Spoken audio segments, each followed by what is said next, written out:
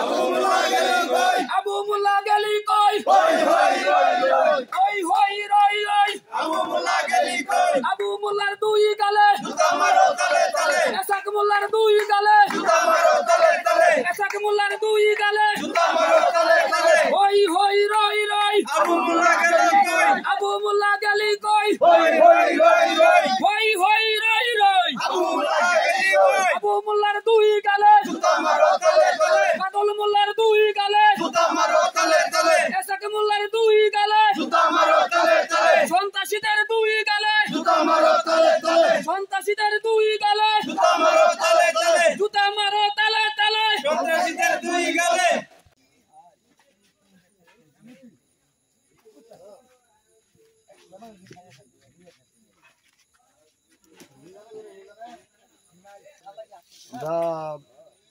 সাতটার দিকে জানতে পারি কি আবু মোল্লার ছেলেরা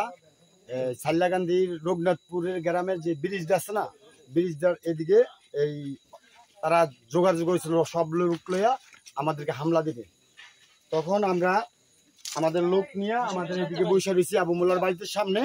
তখন তারা আপনাদের লাইট মারতেছে, তখন কুইল্লা বাড়ির দিকে মাছ আছে সারেরা এবং কি প্রশাসনে আমাদেরকে দায়িত্ব দিয়ে গেছে যে এর বাড়ি এবং কি বাড়ি এগুলো আমরা দায়িত্বে রাখতাম। আর হের পর ইয়া আছে কুমিল্লা বাড়িতে যে